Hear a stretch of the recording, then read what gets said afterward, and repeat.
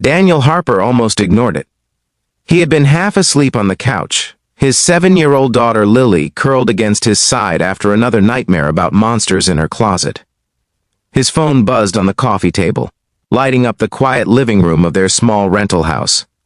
Daniel blinked at the screen, expecting a work notification from the auto repair shop or a late bill reminder. Instead, he saw those 3 words. He hurt me.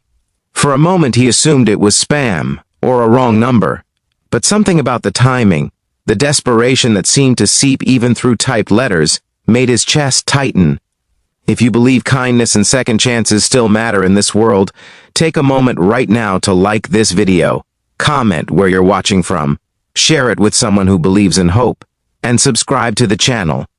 Stories like this remind us that sometimes a single choice can change everything. Daniel stared at the message again. He typed back slowly. "Who is this?" The reply came almost instantly. "Please help." That was when his stomach dropped. He wasn't a hero.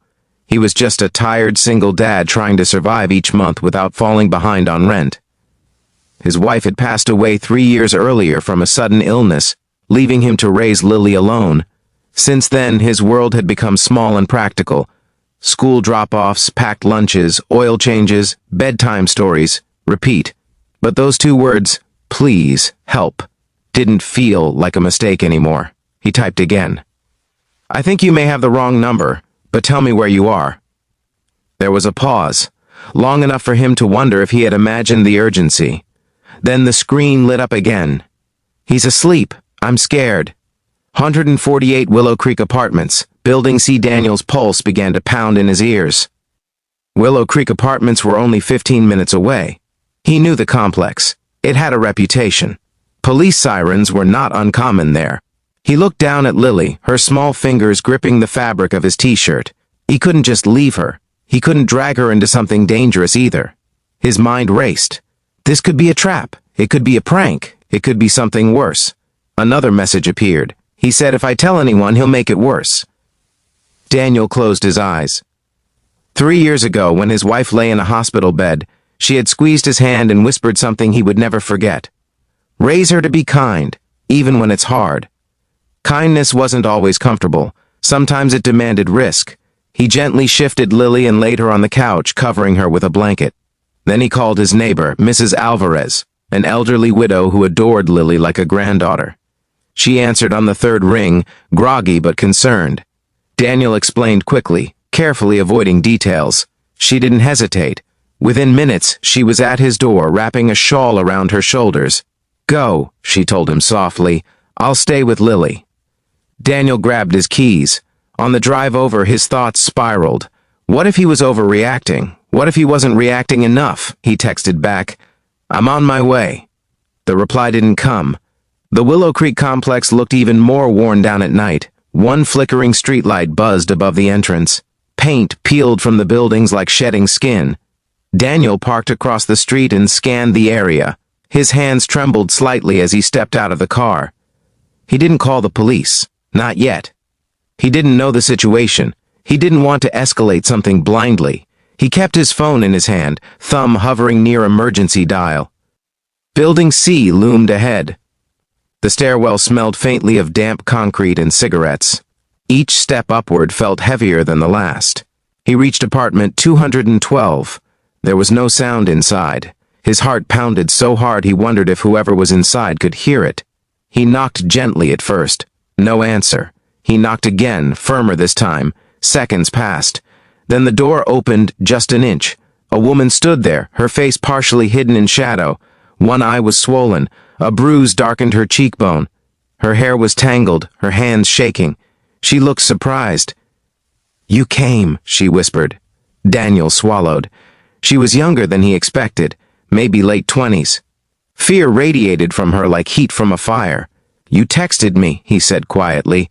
"I think you meant to text someone else." Tears welled in her eyes. "I was trying to text my sister." From inside the apartment came the low rumble of a man snoring. Daniel felt anger rise in his chest, sharp and hot. He forced himself to stay calm. "Do you want to leave?" he asked. She hesitated. That hesitation spoke louder than any scream. "Yes," she finally said, "but I don't have anywhere." That was the moment everything changed. Daniel knew he couldn't take her home. He had Lily. He couldn't risk bringing danger to his daughter's doorstep. But he could take her somewhere safe. "Grab what you need," he said, quietly. She moved quickly, stuffing a few items into a worn backpack. Every small sound made her flinch. Daniel stood near the door, body tense, listening for any shift in the man's breathing. When she stepped out into the hallway, she didn't look back. They moved down the stairs in silence. Only when they were inside his car with the doors locked did she begin to shake uncontrollably. Tears streamed down her face, silent at first, then breaking into quiet sobs. "My name is Mara," she said between breaths. "I didn't think anyone would answer." Daniel handed her a napkin from the glove compartment. "I'm Daniel," he replied. "You got lucky. Or maybe I did." He drove to the nearest 24-hour police station. Mara panicked when she realized where they were headed. "No," she said urgently. "If he finds out I reported him." Daniel glanced at her gently. "You don't have to press charges tonight, but you need documentation. And you need protection." It took an hour. Statements, questions, a female officer with kind eyes who spoke softly and offered Mara water. Daniel stayed the entire time. When it was over, the officer arranged emergency placement at a women's shelter across town. They assured Mara she would be safe there. Before she stepped out of the car at the shelter, she turned to Daniel. "Why did you come?" she asked. "You didn't even know me." Daniel thought about Lily, about the promise he had made to his wife, about the nights he had felt alone and wished someone would simply show up. Because someone should have, he said. Weeks passed. Life returned to its routine rhythm. School runs, grease-stained hands at the shop, bedtime stories. But sometimes, late at night, Daniel wondered about Mara. He hoped she was healing. He hoped she felt stronger. Then one afternoon, his phone buzzed again. Unknown number. He froze for a split second before answering. "Hi," came a familiar voice. "It's Mara." Relief washed through him. She told him she was safe. She had started counseling. The shelter had helped her find part-time work at a bookstore. She was saving money. She sounded different, steadier, like someone slowly reclaiming her voice. "I just wanted to say thank you," she said. "You changed my life." Daniel smiled faintly. "You changed your own life. I just drove." But the story didn't end there. Months later, Daniel's auto shop faced closure. The owner announced he was retiring and selling the property. Daniel didn't have the savings to buy it. Jobs were scarce. Panic crept in. One evening, as he sat at the kitchen table surrounded by unpaid bills, there was a knock at his door. When he opened it, Mara stood there. She looked transformed. The bruises were gone. Her posture was straight. Confidence shimmered in her eyes. Behind her stood a middle-aged woman in business attire. Mara introduced her as her aunt, an investor. Mara had told her everything, about the text, about the rescue, about the single dad who showed up without hesitation. Her aunt had listened carefully. "We've been looking to invest in a small local business," the woman said calmly. "Mara believes in you." Daniel stared at them, speechless. Within weeks, the deal was finalized. Daniel became co-owner of the shop instead of losing it. The investment kept the doors open and secured his future.